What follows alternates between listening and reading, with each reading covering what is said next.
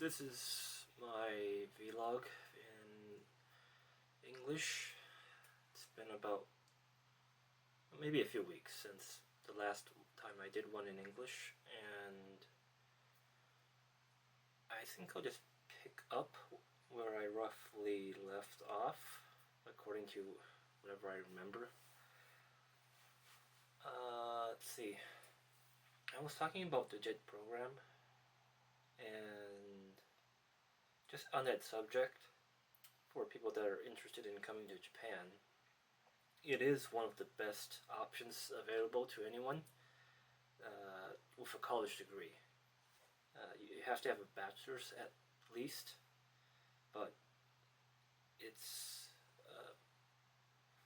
like your tickets are all paid, so you get a free flight to and from Japan, and basically, depending on how long you plan to stay, you can just make a choice each year up to 5 years. I've heard in some cases some people left the program and then a few years later they reapply and get in again. It's not supposed to happen, but it still does, and it's not like anyone's keeping track, I don't think. But anyways, if you're thinking of coming to Japan and just kind of a level above doing tourist traveling, then I think it would be good for you to try out the JET program, even if it's for just 1 year. It's like the only opportunity you have to spend time in Japan as an working adult, not just as a study abroad student, which is basically the only thing you can do after you're out of school.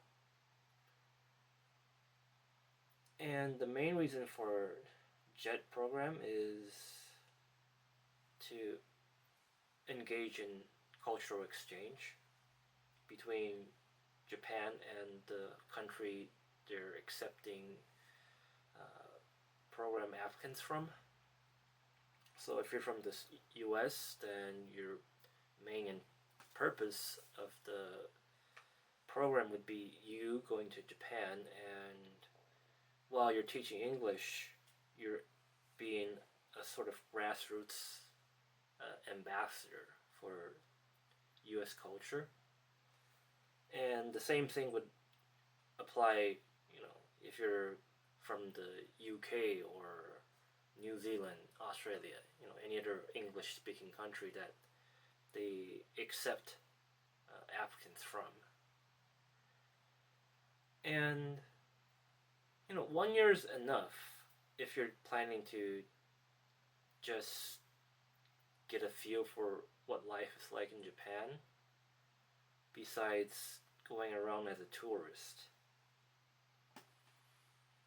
And some people, they can't handle even being in Japan for a year. It might sound as a surprise to people that are really interested in Japan and just love the idea of being in Japan.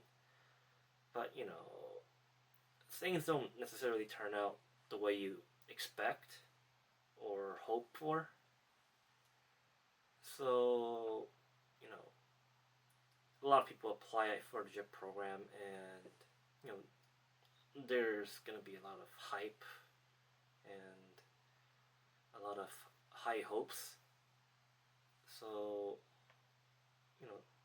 some people might have a lot of high expectations set for the experience, and once they come here, not even a few months in, they just up and leave. And if you break contract, then you're paying your cost for the tickets back yourself. The plane tickets you get are only covered if you honor your contract to the end of the year you signed up for. So if you sign up for the first year and you don't make it to the end of the contract, there's no obligation for the host organization, the city or the private school, the prefecture, depending on where you get placed. They have no obligation to pay for your plane ride home if you don't meet your contractual obligations.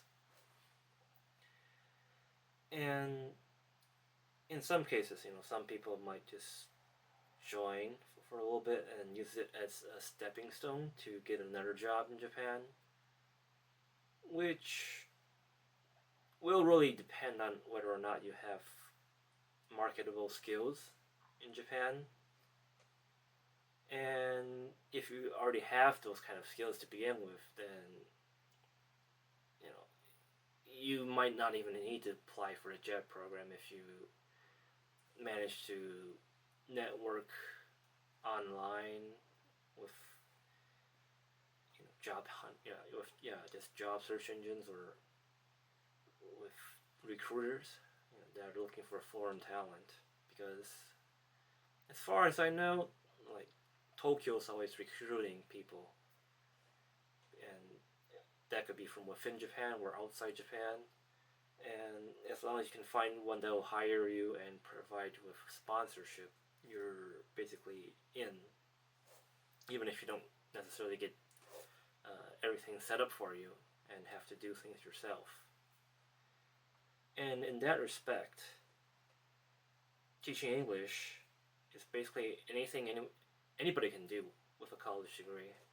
You don't have to be great at it or have an educational background. As long as you're able to have conversation and follow a teaching schedule. You might have to make up some stuff on your own, but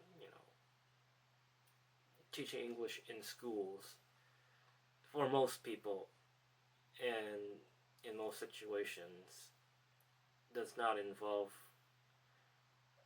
any native speakers with an actual teaching certificate, because you have to be licensed to teach in public schools, where it be in your own country or in Japan.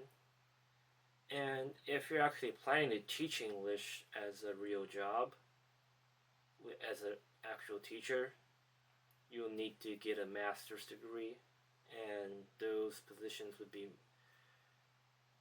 as a lecturer of some sorts in universities, because public schools are still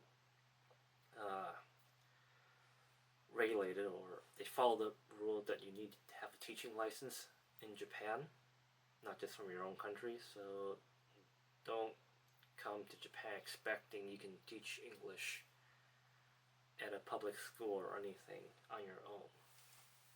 If you have the skills, you could be more responsible and maybe even help the Japanese teachers, but most people, it's just a really easy job,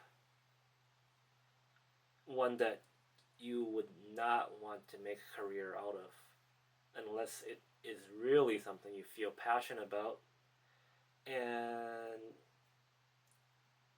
are able to accept that all the negatives still do not outweigh whatever positive feelings you get from it.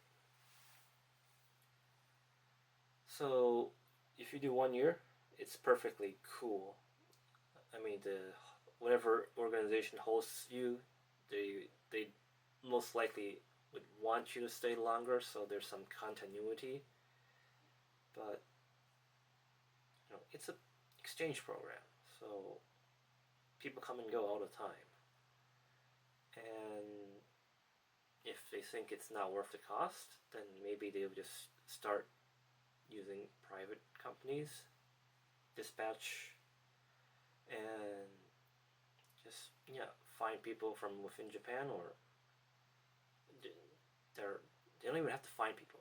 The dispatch service will just find people for them and provide them with native English speakers to jump in and assist with whatever they need. So the JET program comes at a higher price tag for participating organizations and entities compared to maybe just them, I guess, purchasing or buying the services of dispatch companies. And if you're planning to stay in Japan long term, or the mid long term, then JET program offers up to 5 years of renewal if you're not doing anything wrong, like committing crimes. So, as long as you do your job, show up to work, even then, there are rumors or stories that there are people that are terrible but still make it. And, so it sounds like a great program, but the people involved, it can really depend. There's great people and there can be terrible people. It's just life. And the way they do it, it's a year-by-year contract. So if you feel like 1 year's not quite enough, you want to do 2 years and then go back, it's perfectly fine. Heck, you could, if you're not paying any debts or anything, then there's reasonable amount of pay you'd receive for you to be able to save up and buy your own ticket home should you feel like you've had enough and leave partway through, like your second year or third year or whatever. And yeah, there's no real punishment for you leaving or quitting mid-contract. There's always going to be replacements waiting to hop in. So as long as you don't feel guilty about it, I don't think anything really matters in the big picture. I don't think students are going to be all distressed or shocked. Because, teachers get stressed out, and even Japanese teachers could just all of a sudden leave or have some mental breakdown, even if it's rare. But it's not something that's totally unexpected or never seen before. And yeah, as long as you prepare to have set a timeline for yourself to go back to your home country, and there's plenty of time to do job hunting and networking, and as long as you put the time in and make the effort, I don't think you're gonna wind up behind or anything. And like if you graduate from with your bachelor's and apply for a JET program, you can go back and, or even in your free time in Japan, like study for the tests you need to go to grad school or something. Or if you're working, you could probably, if you leave your job for a year or two, whether or not they'll keep your job open for you once you go back. It doesn't really matter unless you absolutely want your job back. You can always find something better, hopefully. But yeah, at that point, once you reach 2-3 years, then you have to start thinking, if you're not gonna go back. Because teaching English is not the right path or the right career, if you can call it a career, for a lot of people. If you've had experience working as a professional back in your home country and you start teaching English in Japan, you'll realize pretty quickly you're overqualified for your job, and it's not challenging or fulfilling. Even if the pay is decent for Japan standards, it's not gonna be equal to what you're making back at home in most cases if you're a skilled professional worker. If you're creative, you might find new opportunities that might only be available in Japan, or you might have never thought of until you came to Japan. But don't stick to teaching English unless you want to end up really unhappy, because the older you get, the less likely you're gonna find a new job. It's better to jump off a sinking ship rather than to sink with it and swim. So my advice, if you're planning to stay long term or mid long term, but you're not quite sure what you're gonna do what you can to pick up highly sought after skills. In this day and age, it doesn't really matter if you have a degree in it or not, as long as you can demonstrate you have the skills and knowledge. In some cases, you can take exams for certification. In Japan, for example, you can take, if you study Japanese, you can take the Japanese language proficiency test, which is a lot more accessible in Japan than back at home, where you have to apply it ahead of time, and there's only so many locations you can take it at. If you're in Japan, you're studying, you're surrounded by the language. Not everyone seems to have the knack for it, but if you study for it and prepare for it, you can take it. If you pass, you can find a lot more jobs become available to you if you have a N1 or N2.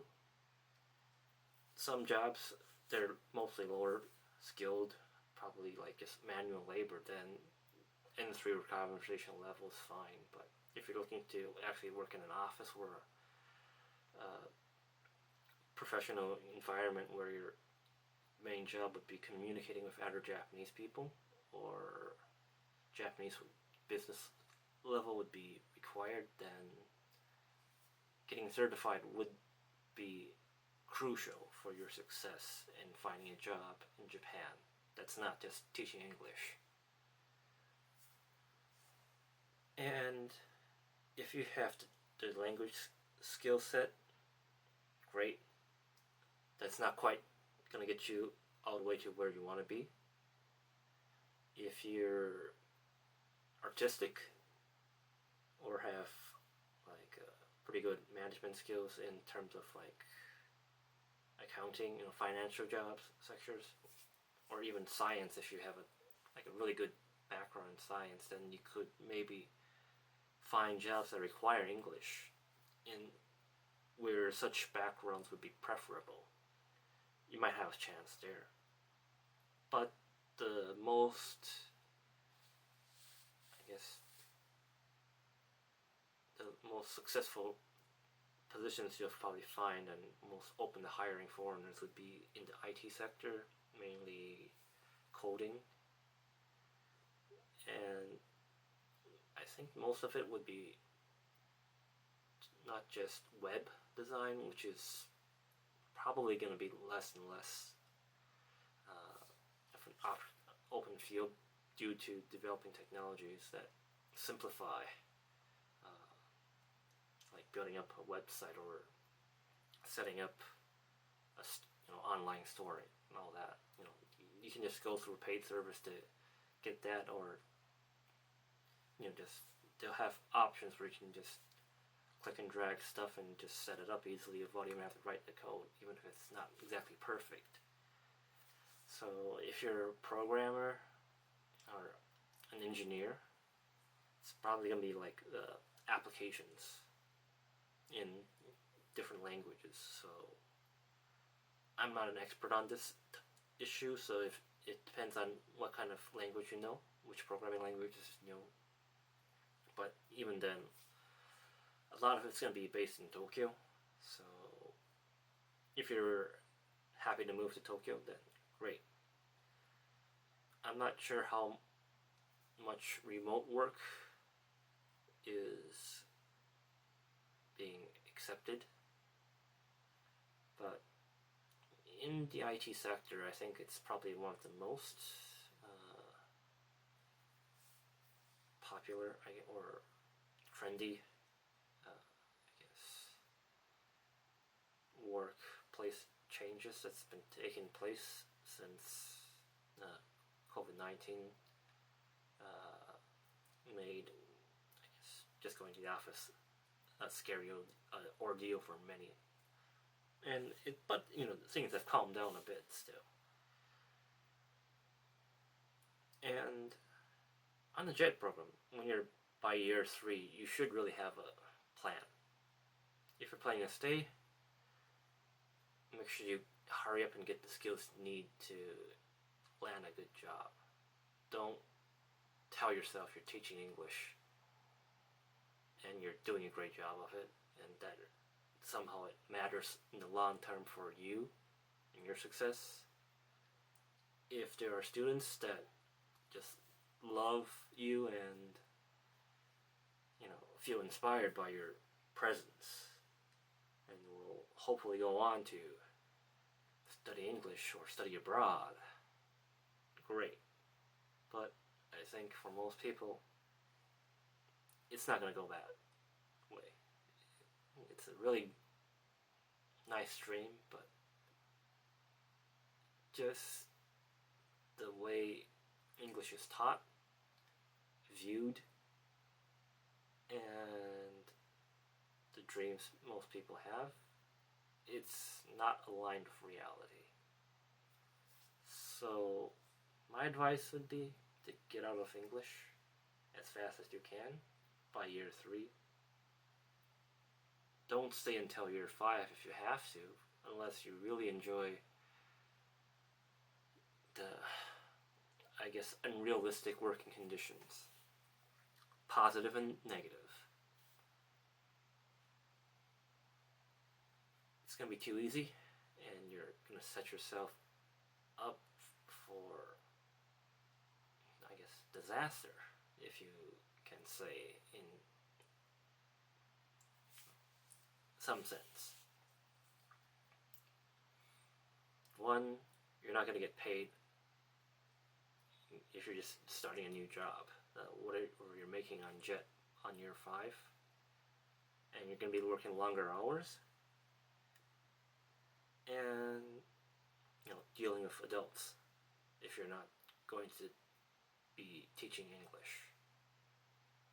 When you're teaching kids the whole time, you're a power, authority figure. But you have all the power over the kids, even if they don't listen to you or anything. But they can't do shit against you unless you're actually like breaking the law or something. And at that point, it's not about kids being rude to you or anything. It's working with other adults that will provide critique to you based on your performance, have expectations, and can be really strict with you. And you're gonna have to take it, and take it with a reduced pay. If you're going into the IT field for some reason, even from teaching English to IT, instead of just starting from IT, I don't know why you do that, but if that's what you had to do to get your foot in Japan first, you might be able to find a job that pays at least as much as what you're making on JET, but it's not necessarily a guarantee. First, whenever they hire someone, they're going to be on a probation period where for least 3 months at the minimum, you're going to be paid a reduced wage, and they're going to rate your performance to see if they actually want to hire you permanently or renew your contract. And for most people, it's going to be tough. You're going to be spending less money, having less free time to go out. I mean, teaching English is so easy, you don't have to prepare anything in some cases. So some people might even go out and drink on the weekdays. If you're working a real job, you're going to screw yourself up, if you try and go and drink on a weekday, and you can't go to work hungover or try and fake it off. It's gonna be miserable. You're gonna have to stay there in the higher time, and when you're teaching English, you don't have to be teaching a class the whole time. When you're working in an office in a real job, people are gonna be watching you unless you're doing remote work. But even then, you're gonna be kept track of in some way. And in that sense, the JET program does, at least when I was on the program, they offer, I guess, a seminar of sorts, or for people that are leaving the JET program, where they basically offer you a networking opportunity with alumni or other businesses that would be interested in hiring JET program participants specifically, which is like a job fair of sorts. But there are only so many people on JET program, and why would companies want to go all of their way to send people and just try and recruit some former English teacher that taught for a few years? There's no guarantee they'll find some of the skill sets they need, and so why would they even bother setting up, I guess, a recruitment table and staff it with people? There are companies that do that, and some alumni that have found a steady job in Japan, they might come and try and recruit others because their company specifically wants people with that international experience. But I think whatever job opportunities you'll find through the JET network of participants and alumni, it can be limited. So don't put all your eggs in one basket here. Make sure you're able to job hunt on your own and check out the working conditions and contract and offers. But most of them, unless you're really, really skilled and have something really valuable everyone wants you for, you're not gonna get the same hours with the same pay. You're gonna be getting paid less with longer hours, and depending on the job and industry, it's not going to be a Monday through Friday thing. It can be shift based. Some jobs that are really shitty will have Saturdays as work days as well, and you only get maybe every other Saturday and off, on top of Sunday, and maybe not holidays either. By law nowadays, I believe any company that hires workers full-time and does not observe national holidays are obligated to make up for those holidays by providing paid leave. So that could be like 10 days of paid leave extra for the holidays they're not observing, which, depending on your lifestyle, could be a nice thing or still a negative issue. And if you've just focus on teaching English for 5 years on JET program, and you want to keep teaching English, well, I hate to be you, because whatever English teaching position you're going to find is going to pay less, have more, come with more responsibilities, and if you're not able to remain at a school, like a middle school, high school kind of environment, and you're going to a English conversation school or a daycare, that kind of setting, you're gonna get shafted by managers and the company with their set of rules you have to follow.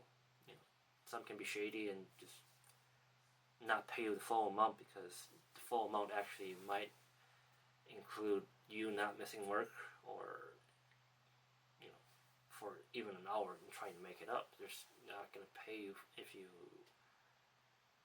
come to work, show up to work late by like a minute or anything like that, and then they're going to make sure you stay until the very end, and then even maybe ask you to stay longer. And there's no guarantee you might get overtime or anything. I didn't go that route, so I can't say for myself, but there are stories. And if you meet someone that has that experience, be sure to ask. And, given that, I guess, downgrade in work situation, if you just keep at it, then you're just going to find yourself less and less happy, and to the point of maybe being depressed and wondering why you're even still in Japan. So get out while you can if you're thinking about staying longer and you just didn't do things right. You're alone in Japan. I think you might be happier if you make your way back, especially if you have friends and family that are waiting or willing to support you, if you are able to make it back. For me, I really did think about leaving JET program, maybe even 2 years in or 1 year in. The first was in the negative sense of what the hell am I doing in Japan nowadays, like these days, when teaching English wasn't what I thought it'd be like. And then after, I found my passion for that gave me a reason to stay in Japan. I know that teaching, especially on the JET program where it's just up to 5 years, it's not going to be a permanent thing. It's a temporary gig of sorts, even though it's full-time, and I'm not allowed to take any part-time jobs based on my visa and the contract. So I thought about it, but as long as I'm looking, I thought to myself that it'd be okay if I stay longer, to year 4, year 5, as long as I have the JLPT N1, which I got certified for in my second year of JET program. But, I think I was being a little too comfortable, in the sense that I didn't even like teaching English at some point. I think I realized later on, but at that point in year 3, I think somewhere I felt a discord between what I want to do and what I'm actually doing for a living. Sure, you want to, you still see yourself as a teacher of sorts, so you want to be there for the students, and, if some are likable people, then, you might want to just stay a little bit longer, it's temporary, so what's another year? Just stay through, watch the students grow up, and just enjoy spending time with them, watch them learn and grow. I think that's what most educators enjoy about their jobs. What those like parents, enjoy about being with your kids. And I think those like the only reason I probably stayed on the JET program. At that point, at 3 years on, I've been through the textbook like repeatedly over and over. It's just teaching a test. The English teachers aren't great. Their English is passable at best, and I'm just there, I guess, kind of just standing around being the CD player in my situation. It's not a happy job, or it's not really fulfilling. Sure, the students can grow, but I'm not experiencing growth. And I came when I was 22, and I think a lot of people in their 20s, you're young, you want to go out there and do whatever you can to hustle and make some money, get some skills. You want to set yourself up so you're ready for the future. You want to keep moving up the ladder. And teaching English just kills all of those opportunities, basically. You're just going to follow the textbook, teach the test, follow the school schedule. And whatever English you're teaching, it's not going to help you out in your professional career unless you're going to plan to try and use that to teach English at a higher level, or go back to your home country and teach English to to migrants or children that are trying to learn as a second language.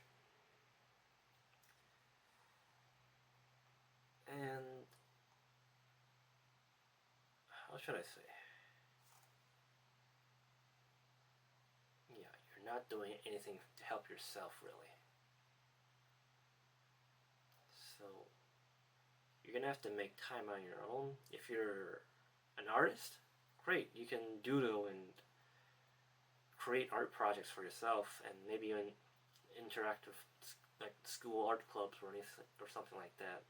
And that can be interesting for many artists. But for, I guess, people that aren't really creative or anything, it can be a real drag, because you're not getting any concrete skills that you can sell. You could probably argue that you're building up international experiences just teaching in school, but yeah, it's not gonna fly in most cases. I think you can, at best, you could probably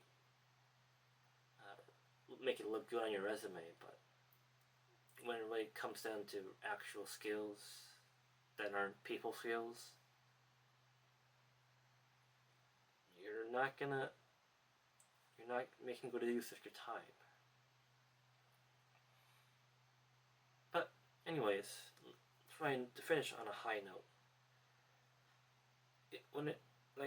All JET program participants are there to foster cultural exchange and to show their appreciation for your efforts. Everybody gets named an ambassador, a Kizuna ambassador, so you're there to form bonds with people, and ideally it'd be like a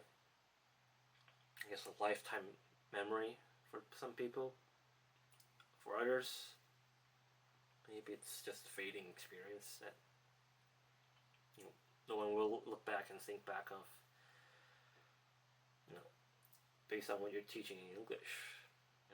I think in the 6 years I've taught English, I guess students would probably remember me, but it's not like, wow, this point in my life or anything. No, it's just I was that guy. You know, he taught me English. That's it. You know, some people might be thrilled by that thought. I'm not particularly interested in that level of, I guess, connection. I prefer to actually have like human relationships with an ongoing exchange, not just like, hey, I remember you. You know, it's like, what's up? You know, what are you doing? Like, I'm a working professional too. You know, is this a meaningful thing or just like, you know, I was a kid. I remember you. See ya. Like, I don't give a damn about that kind of stuff. You know, it'd be nice to make friends too. You know, if you're teaching English, you're not gonna make friends with people your age. In the JET program, if there are other participants near you or in the same area as you, there's a possibility you can make friends that way, but not everyone has, just because you speak English doesn't mean you all get along, you know. Some personalities just aren't compatible. Some people just have way too different lifestyles and viewpoints, values.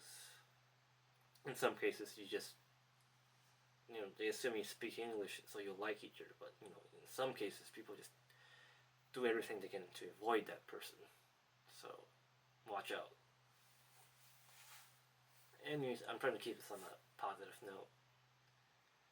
I've been in Japan for 9 years going now, in 2021. I've changed job twice now after leaving JET. So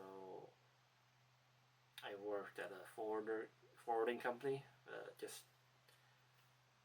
dealing with containers, shipping containers.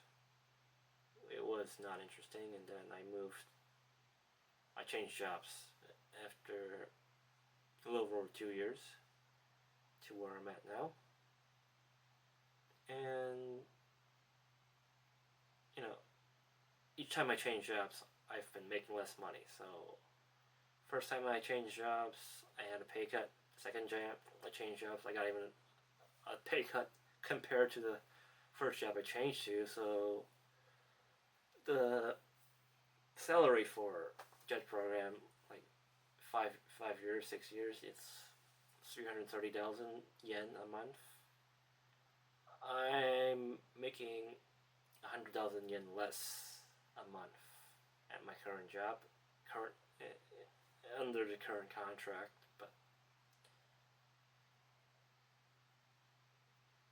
I'm getting by, you know. I feel more fulfilled in this job, but, you know, more money wouldn't hurt. And that's the truth about working in Japan after you leave JET program for a lot of people. If you're an IT guy or a girl, or however you identify yourself, great. If you're willing to relocate, I'm pretty sure you're going to be able to find a pretty good paying job. I can't say if it's going to be a